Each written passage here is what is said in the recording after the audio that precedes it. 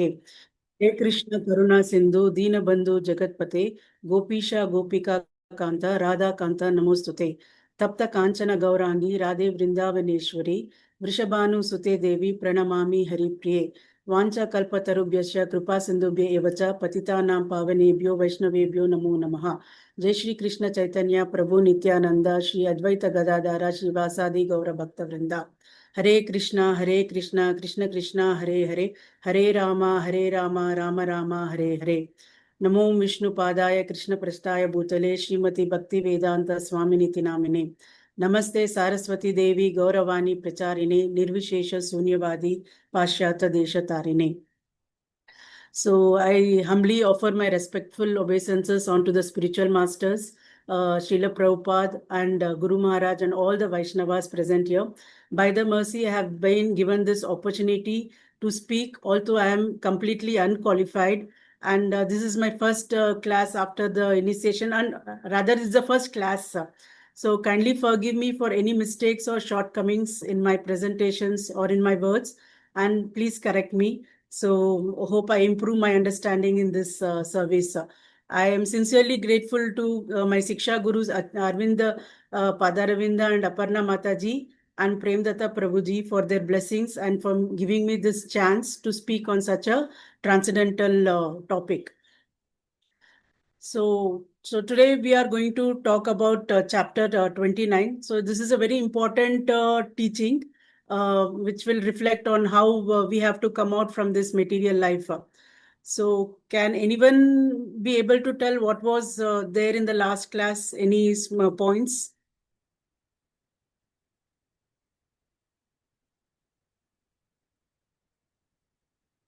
Hare Krishna. Hare Krishna Mataji. So this is the story of King Puranjana, and he takes the next birth as Vedarvi, and then he meets Malai Dvaja, who is representative of spiritual master, and like that he perfects his life by serving the her husband. In the next life, Puranjana becomes a woman, and that's how he perfects his life by serving the spiritual Malai Dvaja, who is the representative of spiritual master. Yes, Prabhuji. Thank you. Luckily, I took class, Mataji. That's why I remember. Otherwise, I will not remember. Thank you, Prabhuji. So I'll just give a gist of from chapter 25 to 28, so that if people are not there. So earlier, if you all remember, see, Narada Muni spoke to King Prachinabari about the allegorical story of King Puranjana. It starts from chapter 25 till chapter 20. So he's telling about each and every character, how temporary kind of city, all those things is explained from chapter 25 to 28. So in this story, King Puranjana, he represents the living entity or the Jiva. So he enters a city with 9 gates, that is Navadvarapura, which represents our human body. So there he meets Puranjini, which is material intelligence. So he becomes so attached to Puranjini that he gets involved in family life and begets many children. So as time passes, Chandavega, that is the time, attacks the city, and Kalakanya then weakens his body. So he comes to a stage where he has to leave his body. At the time of death, he thinks of his wife. So because of the strong attachment he has with his wife, in his next life, he takes a birth of a woman named Vaidarbi. Vaidarbi. So later, she marries Malyadaja, and after her husband renounces, she becomes very sad, and then the unknown person, that is the supreme personality, that is Avijnata, appears and teaches her or instructs about the true spiritual identity. So till chapter 28, this was the story. So now, however, in chapter 29, where King Prachinabari is saying to Narada Muni that he is not able to understand the deeper meaning of the story. So therefore, he wants to understand the real meaning. So he teaches the real meaning. So this chapter contains 82 verses. So here Narada Muni teaches how the soul moves from one body to another body, and how the mind and attachments are the main causes of bondage in this material life. So before we step into chapter 29, I would like to share a very small story which is correlating to this chapter. So once a traveler boarded a very beautiful high-speed train, which was very comfortable, good food, lot of entertainment, he could lot of movies. But he was so absorbed in this comfort zone that he started thinking that this train itself is a permanent home for him.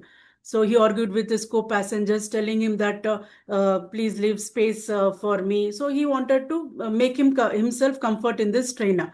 But then suddenly the current conductor came and he said that next stop is your last stop and you have to all get down. So the traveler got panicked because till now he was doing arrangements to make himself comfortable in the train, and everything he was doing to prepare himself to be happy there. So similarly, our life in the body is temporary. And this chapter teaches we become so attached to comfort that we forget that one day everybody has to live from here, from this material world. So for that, we have to prepare the soul to journey beyond this material life. That should be our aim. So this leads to our chapter 29, that is talks between Narada and King Varishta, a Prachinabari. So the verse 1 to 25, Narada elaborates on the allegorical characters, allegorical characters. So in verse 1, King Prachinabari admitted to Narada Muni that he could not understand the deeper meaning of the allegorical story of King Puranjana. Why? Because his mind was fully with fruitive activities, that is karma kanda. And because of that, he could not grasp the spiritual knowledge. And his teachers always told him to do animal sacrifice or do more of fruitive activities. So he could not self-realize himself. So King Prachinabari is asking Narada Muni, how does the soul transmigrate? How can one become free from karma? And how to attain devotional service and liberation? So these are the questions which Prachinabari is asking Narada Muni in verse 1. So from verse 2 to 7, Narada Muni is explaining the allegory. So what are the characters? Like Puranjana. Puranjana is referring to a living entity, that means which transmigrates from one body to another. So here the body is enjoying the material life. And depending upon whatever karma or the desire when he is dying happens. See, either he can take birth as a one-legged, two-legged or many legs, etc., depending upon the karma. So the city represents the material world, especially the nine-gated human body. So which the soul prefers to have sense enjoyment. The unknown friend is Avijnata, which represents the super soul. That is the supreme personality of Godhead, who always accompanies the soul and remains unrecognized, because due to this material illusion, we will not be able to understand who the supreme personality is. And Puranjini is the young damsel that which represents the material intelligence. That creates that this is mine, everything is mine, and it makes us get entrapped in the material world. Then we have the Puranjini's male friends, that is the 10 male friends, which are our 10 senses, that is 5 working senses and 5 senses that acquire knowledge, which are the instruments for enjoying material world. And the female friends are actions of the senses, that is tasting, hearing and smelling. The 5 hooded serpent represents the 5 life phase, that is the prana. Prana, apana, udana, vyana and samana. All this which maintain the body even while sleeping. The 11 bodyguards represents the mind and the 10 senses, which together control all actions and knowledge. The Panchala kingdom represents the 5 sense objects within which the soul enjoys through the body. So what are we learning from all this character is that we, with all this material senses, everything, we are forgetting the relationship with the Supreme Lord. And we are always trapped in this body to enjoy the material senses, because we have our false intelligence, we have uncontrolled senses. So we always think that I am this body, everything is mine. So because of this, we are not able to enjoy the true senses nor take the path of spiritual knowledge. We are always bound to the karma taking birth. So the mind and senses are also having two roles. One which can bind us from material life, or one which can liberate from towards a spiritual life. So how this happens when our intelligence is purified and our senses are controlled, then the super soul can become free from all this material entanglement. So this is the verse from 2 to 7 where Narada Muni is explaining Prachinabari about the characters. And further in verse from 8 to 16, he's comparing Hare the Krishna Mataji. Hare Krishna Prabhuji. Hare Krishna. Are you able to hear Prabhuji? Yes, you are Yes, audible, Mataji. Mani. We are Yes, able sir. to. Okay, okay. Thanks. I think your this thing slides were not moving, I think, earlier. Yes, Prabhuji. Thank you. So, verse from 8 to 16, Narada Muni is talking about the nine-gated city, that is the body. So, the body is compared to a city which is having the nine gates. So, the living entity always experiences the world through this nine gates. That the nine gates are nothing but the two eyes. That is, the eyes are always attracted to seeing beauty or beautiful things, and that causes attachment.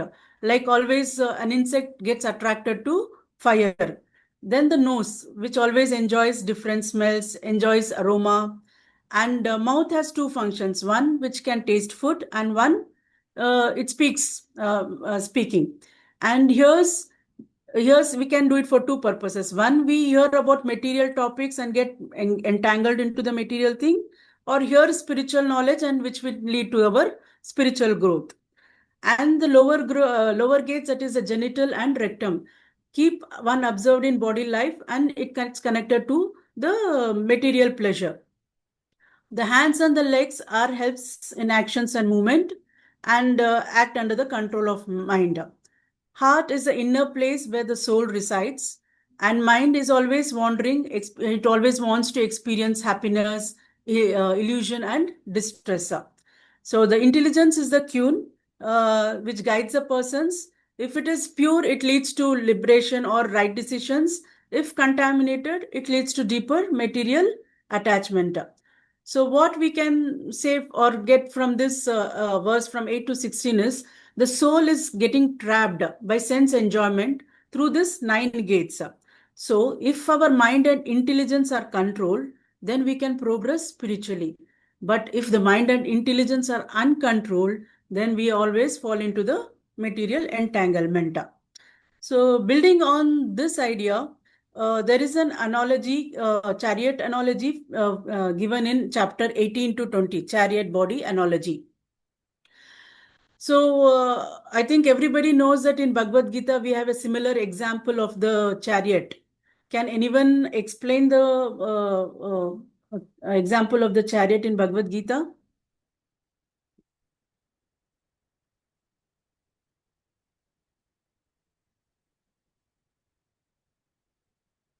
Hare Krishna. The horses are like our senses. Yes, Prabhuji. Hare Krishna. Yes, Prabhuji. The horses are like our senses. The horses like our sense.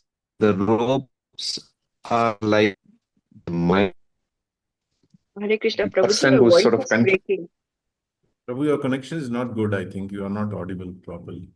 Is this okay now, Prabhu? Now it's better, Now it's Prabhuji. okay. So what I mentioned was five horses. The five horses are the senses. The ropes are the mind. Is the mind. The person who's controlling the mind is the intelligence, and then the soul, the Atma sitting behind. Yes, Prabhuji.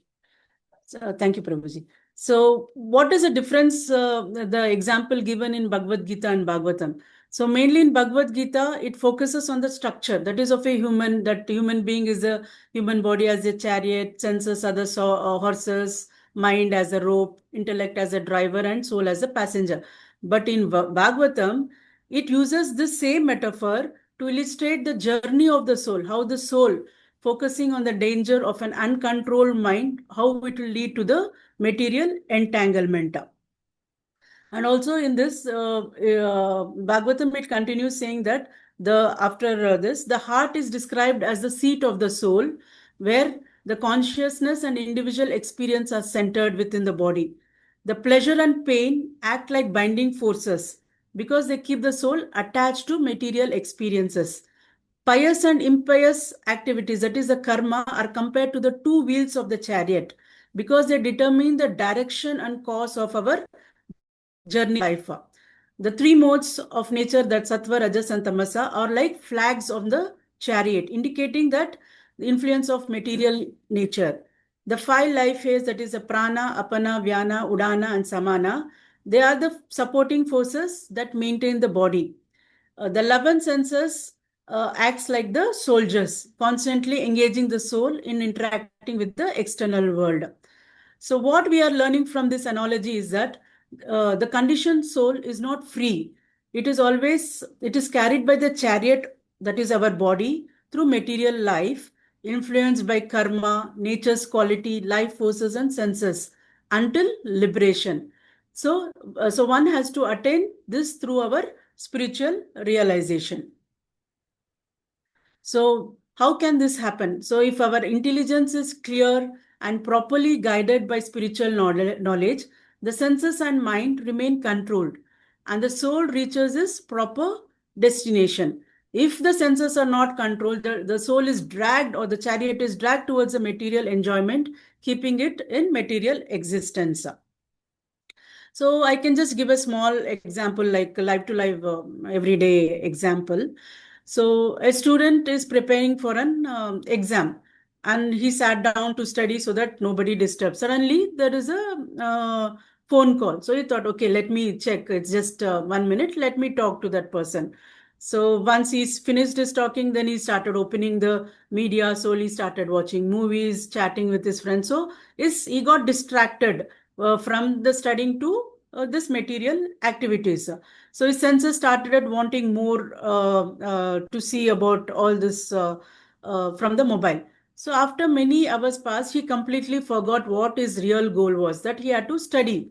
So instead, his intelligence supported him to distract from his goal. So in this way, the student became controlled by senses and mind. So the intelligence is controlling the sense and mind, and it's becoming weak because he's got distracted. So this is how we can correlate in our day-to-day life.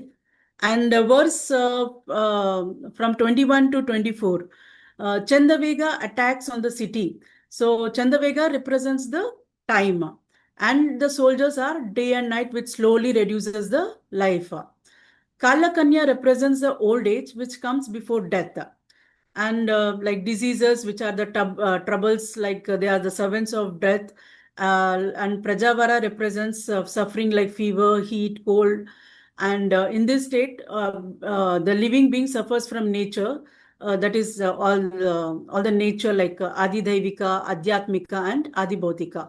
So when he is suffering, he still keeps planning for his sense enjoyment because he's having his ego and attachment, that I and mine, everything is mine. So the soul forgets the real spiritual nature and becomes trapped in the material life.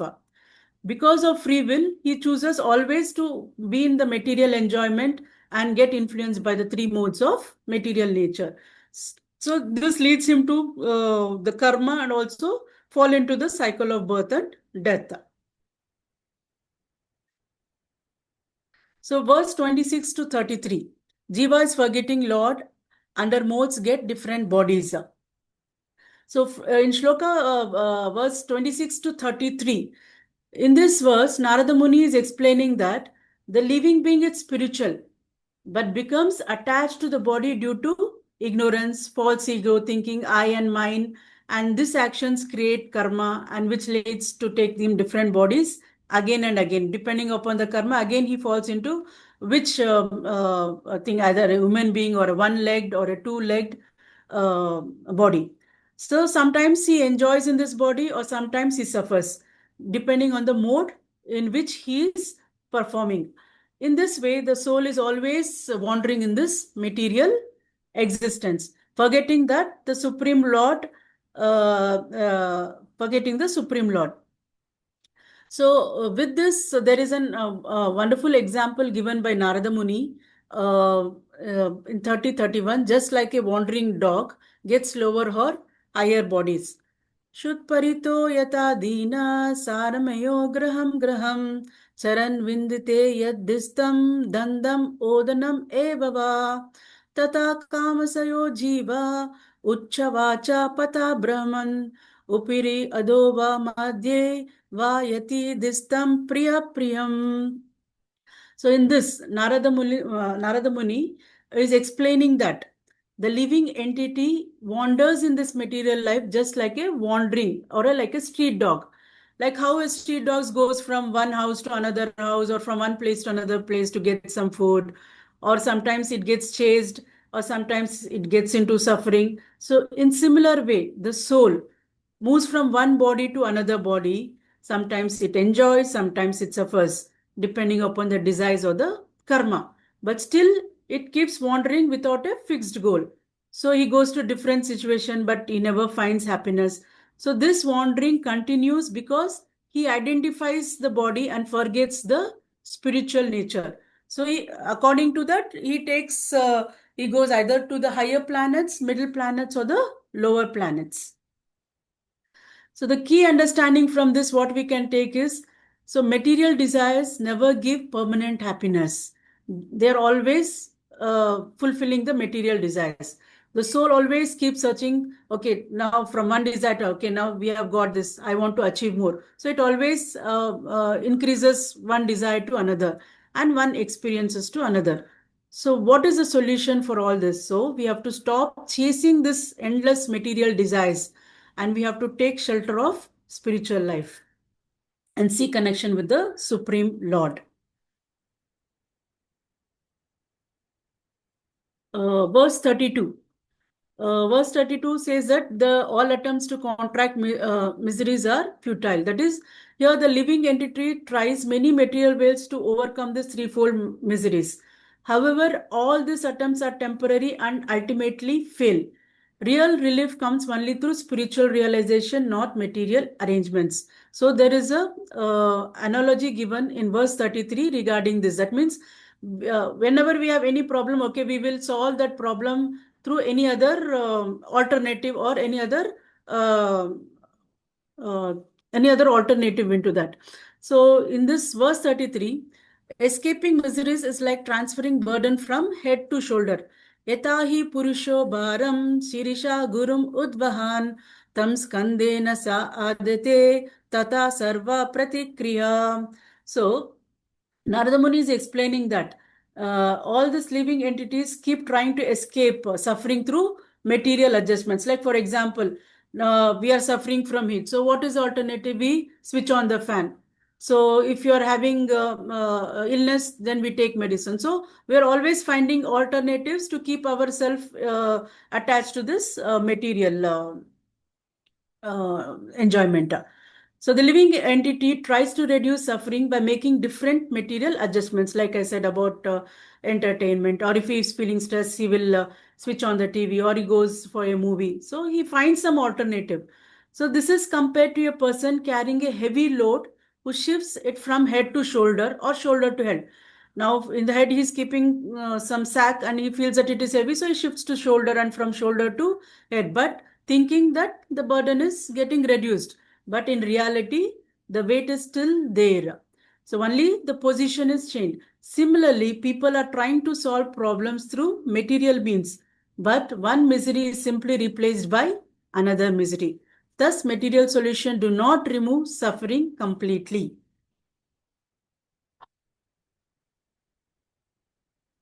So 34 to 41, Narada's solution, which is bhakti.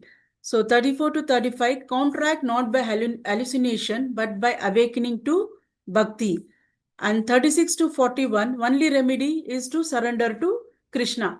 So in verses from 34 to 38, he explains that the living entity is always bound by karma due to attachment in the sense enjoyment. So every action, either good or bad, it creates reaction, and that he must experience because of his ignorance. So even while suffering, he does not understand the real cause and continues in the same behavior. In this way, he remains trapped in the cycle of action and reaction, repeatedly accepting different bodies. Only by gaining spiritual knowledge and detaching from material enjoyment, one can become free. So here in this verse, Narada Muni is telling that the living entity is always bound for doing good or bad, and that will always depend upon the karma. So the only way for us to, we have to gain spiritual knowledge, understand, and we get slowly detached from the material attachment.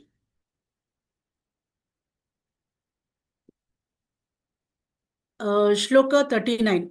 Krishna Katha found where pure devotees live, hear, chant eagerly Lord's glories. Can anyone just read this shloka? Verse 39.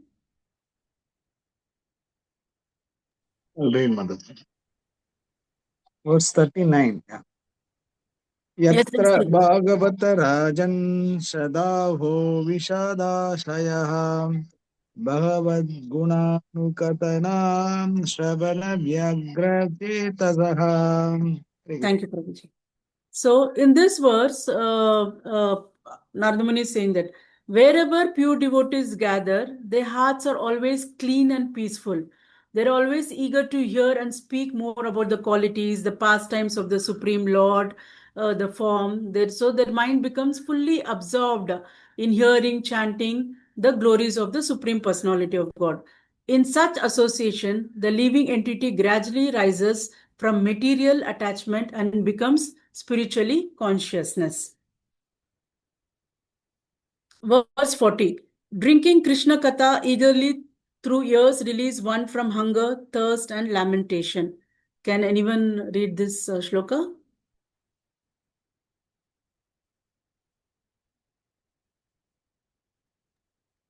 I'll read it. Yes. तस्मिन् महन् उपारिता मधु मधुभिक्षैप्राशेषचरिता परिता स्रवन्ति पिबन्ति हरितृसो नृपगदाधकर्णैः स्पृशन्ति आसनकृद्भयशोकमोहः. Thank you, Prabhuji. So here the explanation is that the saintly devotees lives in places where the glories of the Lord are constantly heard and discussed.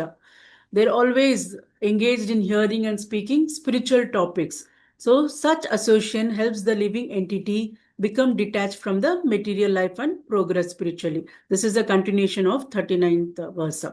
So here I can just give a small example, like how when a person keeps cleaning the outside of a pot, but never removes the dirt inside. Similarly, rituals, that is all this karma kanda activities done for material gain, improve external life, but it does not purify the heart.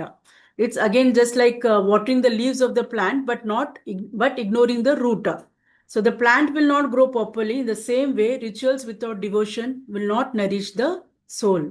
So these are the examples which Narada Muni is giving out, so that the real progress comes from devotion and self-realization, not just from external rituals. Shloka 41, disturbed soul. So there is no time to cultivate attachment to hearing. 42 to 51, Narada ends Prachinabhari's rituals. So in this verse, that is from verse 42 to 50, Narada Muni is concluding that his instructions to Krishna, King Prachinabhari about the fruitive sacrifices. He explains the rituals done for material benefits, which is borne by karma, the sacrifices which involves animal killing, attachment to rituals, increases bodily identification, I am this body. So he's telling that real progresses come from devotion to the Supreme Lord, not from this material senses or the fruitive sacrifices. So one should stop harmful rituals and go towards the self-realization. So Narada directs this king from ritualistic karma to spiritual life.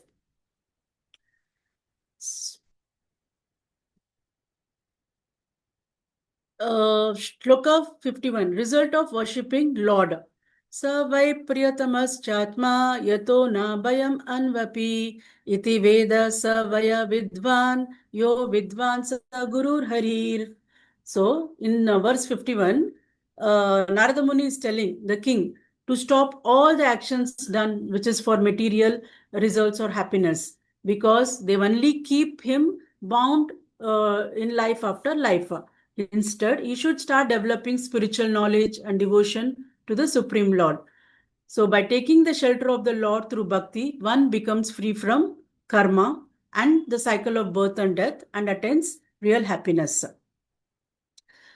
So, it's like, for example, if a person is trying to cross a river by carrying heavy stones in his bag, the stone obviously, the stone represent fruitive activities. Instead of helping, they pull him down because of the weight.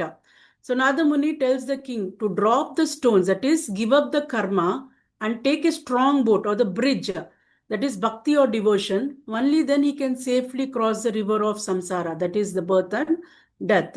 So another day-to-day example which we can understand is, so that child holds onto dirty toys and thinking that they are very valuable, but the parent asks him to leave them and come home. But similarly, the soul must leave attachment to karma and take shelter, because the child is so attached to the toys, he doesn't want to leave. And our soul is so much attached in this material entanglement that he does not want to take shelter of the Supreme Lord. So the real path for us is to remove this bondage, that is the bandha, and lead to moksha through self-knowledge or spiritual consciousness. So in this relation, Narada Muni is giving an example of the deer analogy in verse 52 to 55. So Narada Muni is telling, a deer enjoys sweet sound, green grass and peaceful surroundings in the forest. So while enjoying, it becomes so careless and it forgets the danger, that a hunter is there in the front or a tiger is behind and it might catch me anytime. Because of this attachment to enjoyment, he wants to look into the green grass. He forgets about the problem, or that he will be caught and killed. So here the meaning, Narada Muni wants to tell us that the deer represents the materialistic living entity. And the sweet sounds and green grass represent sense pleasure and material comfort. The forest represents family life and household attachment. The hunter represents the death and the tiger represents the time. So just like the deer, a person becomes so absorbed in the material sense enjoyment that he forgets that life is temporary. Without awareness, death can come suddenly. So what we have to learn? So a person who is absorbed in material enjoyment should slowly start taking up spiritual life, because one is unaware when death approaches him. So therefore, one should be alert and use a spiritual realization instead of being lost in this material enjoyment. So I'll just give a practical example. So man spends most of his time enjoying entertainment. He likes to watch movies, social media, and he loves to go outing, enjoy the food and travel. So he fails everything and assumes that this will continue forever. But during this time, his health slowly weakens and his stress builds up, and all the valuable money, whatever he's gathered, everything gets exhausted, and his life becomes without any purpose. So suddenly he faces serious illness and realizes that he has not prepared for his deeper purpose in life. He does not understand what happens next. So just similarly, like the deer was attracted by the music and grass. He was so absorbed in that enjoyment that he never thought that either a tiger can come up or a hunter can come and catch him. So from verse 56 to 59, King Prachinabari is asking more questions to Narada Muni. So King Prachinabari is saying, so after hearing all these examples and about the realizations, I would like to ask more questions. Is Prachinabari is telling. So he wants to know that how a person can become free from material attachment. Yes, what action leads to liberation instead of bondage? He inquires how to properly use this body, mind, and senses. He also wants to understand how to stop the cycle of birth and death and what is the proof for this. So, in this way, the king shows a sincere desire to learn the path of spiritual life. So, again, from Shloka 60 to 79, the role of the mind in transmigration. So, Narada Muni is explaining to the questions which is raised by King Prachinabari. So, explains that mind is the main cause of the soul's bondage and repeated birth. The living entity develops desires in mind. These desires leave impressions, that is samskaras, and at the time of death, the mind carries these impressions to the next life, like Bharat Maharaj, or we saw King Prachinabari because he thought of his wife, he took birth as a woman. So, according to this desire, the soul gets a new body. Even though the soul is spiritual, the mind keeps him attached to material life. In this way, the mind becomes a link between one birth and the next birth. So the lesson what we can learn from this is the mind carries desires from one life to the another life. Therefore, if the mind is filled with material desires at the time of death, the soul takes another material birth according to the desire or the karma. So if the mind is purified with spiritual thoughts at the time of death, the soul can become free from transmigration. So, example, like when we are sleeping, before sleeping, we have the habit of watching either movie or scrolling through the mobile. So, what happens is whatever we are seeing at the time before sleeping, all this comes as a dreams. It is being chased. So, the dreams are created. Whatever we have the impressions in the mind. Similarly, throughout life, we create impressions about our desires and actions, and at our death, these decisions or the impressions take to our next body.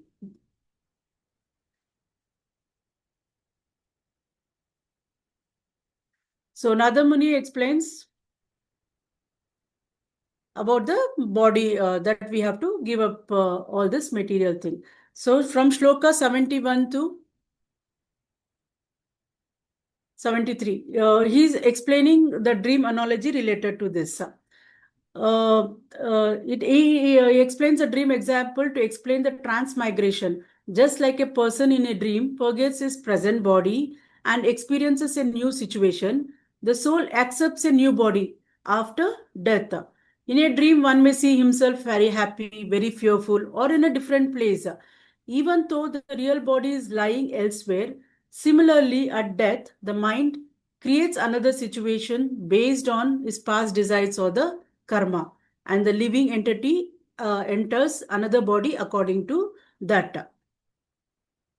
So what we have to keep in mind is, so we have to always fill our mind with spiritual consciousness rather than material desires, because we never know when what happens.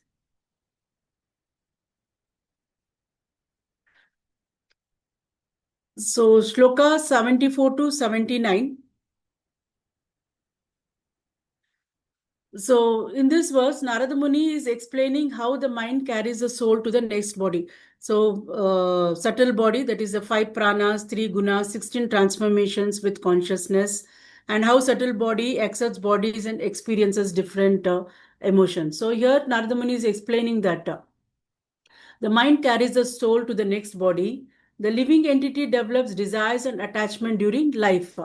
And at death, the mind takes those impressions forward according to his mental conditions. The soul accepts another body. Thus, transmigration happens due to his continuous thinking and attachment. So here he is giving an example of a caterpillar in the verse 76 to 77. One leaf to another, one body to another. So the like how a caterpillar moves from one leaf to another by first grasping, means he's holding the leaf and he jumps into the new leaf, and only then releasing the old one. It never jumps blindly. So it secures first his new position and then goes to the new thing. So similarly, before death, the living entity's mind forms the next body based on its desires and karma. When the next body is ready, the soul leaves the present body, enters the new one. But the transition is gradually and guided by the mind and the impression. So it is very important at the time of death what our mind thinks of and what are the impressions. So then, so the lesson is that the next birth is determined by what we think and desire now. Therefore, one should purify the mind and always think of Supreme Personality of God, or always be in spiritual consciousness, so that the next destination becomes more spiritual instead of material. Verse 82, renunciation of the king. So Narada enlightened by Prachinabari and returned. 81 to 82, Prachinabari retired, perfected his life by bhakti and attained spiritual position. So after hearing Narada Muni's instruction, King Prachinabari understands that fruitive rituals and material attachments are ultimately useless. So now King is able to understand that whatever he was doing, the fruitive activities or the karma kanda or sacrificing, animal sacrificing, which the earlier acharyas informed him. But he found that everything is worthless. And we have to understand that how we can come out of this material bondage, from this material life, and get attached to spiritual consciousness. So with this, accepting all Narada Muni's guidance, he is preparing to renounce worldly attachment. Actually, he decided that before his son Prachetas came, he wanted to renounce, or he wanted to live from this kingdom. So finally, he turns towards devotion and the path of liberation, and this chapter concludes. So last but not the least, 83 to 85 is the Palashruta. That is the result of hearing this chapter. So hearing Narada Muni's story of King Puranjana helps a person become detached from material life. Palashruti is that every time we have, whenever we read something, there is a Palashruti, like what are the results, or what, like how when you read Bhagavad Gita or Bhagavatam, what is that we get from reading this? So similarly, when you're reading this chapter 29, a person gets detached from material life. So one understands the difference between the soul and the body. His ignorance and material attachment gets reduced, and the mind becomes purified.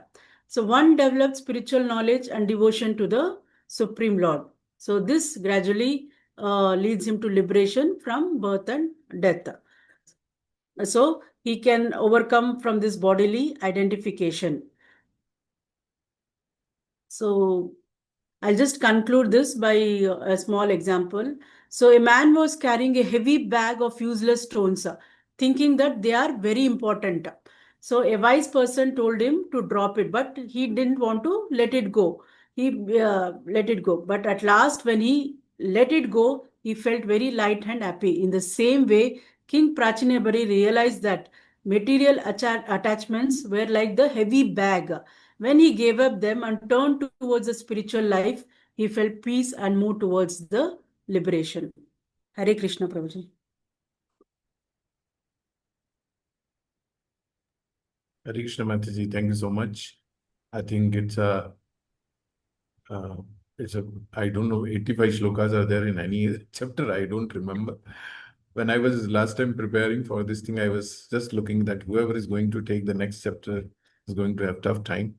But you really, covered everything and quickly took everything, and I think very well explained. Thank you so much, Mataji. Hare Krishna, Prabhuji. Thank you. Anybody has any question or comments?